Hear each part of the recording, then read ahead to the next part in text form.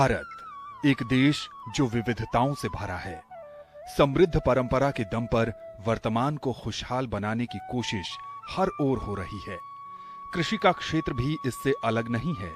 जिस खेती पर आधी से अधिक जनसंख्या निर्भर हो, वहां बदलाव और प्रयोग समय समय पर देखने को मिलते रहते हैं। समय की मांग के अनुसार एक शानदार विकल्प के रूप में सामने आई है जैविक खेती। जैविक का मतलब है पूरी तरह प्राकृतिक। रासायनिक उर्वरकों और कीटनाशकों के प्रयोग से होने वाले नुकसान के बीच जैविक खेती एक उम्मीद है बेहतर स्वास्थ्य के लिए। देश भर के किसान इस ओर आगे आ रहे हैं। कुछ संस्थान ऐसे भी हैं जो जैविक खेती की दिशा में महत्वपूर्ण काम कर रहे हैं।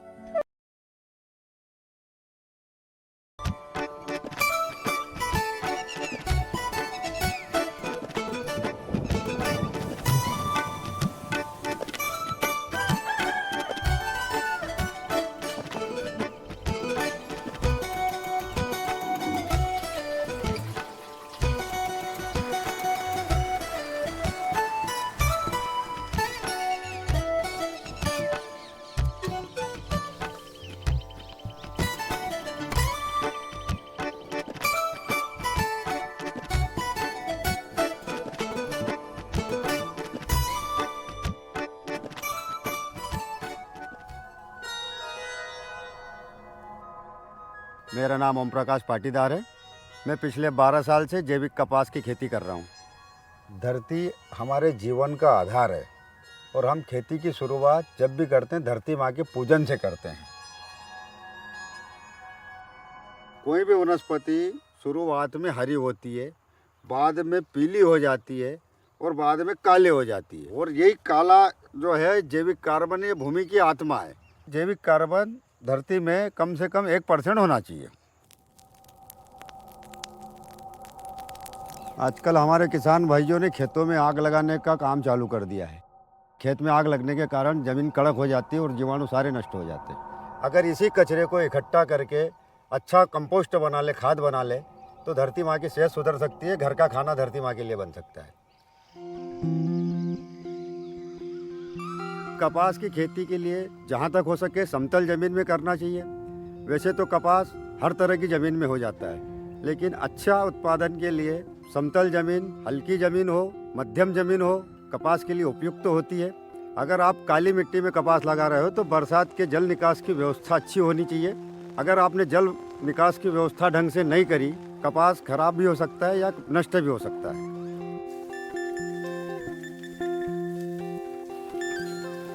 बोनी के 2-3 सप्ताह पहले हम खेत की तैयारी शुरू कर देते हैं और 3 से 4 इंच तक ज़मीन की जो जुताई होती है बेलों से उपयुक्त होती है और ज़मीन में पूरा भुरभुरापन रहता है और सूक्ष्म जीवाणु बचे रहते हैं। कार्बन तत्व उड़ता नहीं है।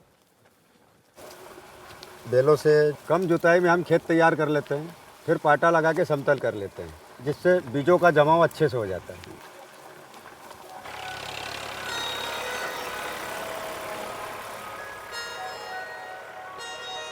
अगर आप ट्रैक्टर से जुताई करते हैं तो ये ध्यान रखें कि 5 से 6 इंच से ज़्यादा कल्टीवेटर गहरा न लगे और एक ही बार जुताई करनी है ट्रैक्टर से।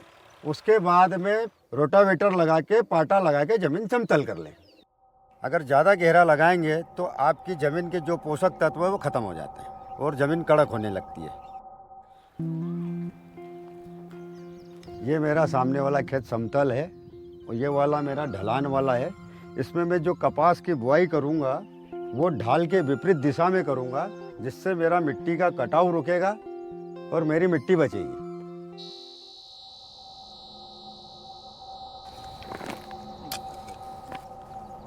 आजकल हमारे किसान भाई लोग गर्मी में गोबर की खाद फेंक देते हैं। गर्मी में अगर फेंकते हैं तो सारे मित्र जीवाणु मर जाते हैं। और हम जैविक किसान जो इस तरह से बिस्तरा खाद बनाते हैं, जो बेड कंपोस्ट तो बनाई, इसमें अच्छी गुणवत्ता वाली खाद बन जाती है और हम इसे मौसम में जब ठंडक आती है बोने के 7-8 दिन पहले डालते हैं कपास के बीजों के पास में और हमारे पौधे स्वस्थ बनते हैं। गोबर की खाद है सोना, इसे गर्मी में फेंक कर न खोना।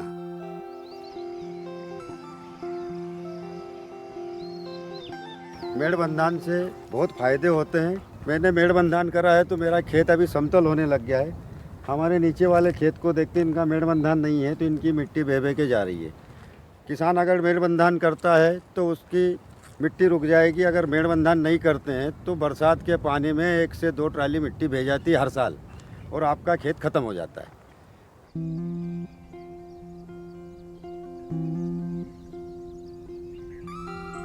तो मेड़ पे हमेशा पौधे लगाएं, जैसे हमने गिरी पुष्प लगाया है, उधर सीताफल लगा है। ये पेड़ इनकी उपजाऊ मिट्टी को भी रोक लेते हैं, और हमारी गोबर की खाद वगैरह जो डली रहती है वो बह के एकदम से जाती नहीं है।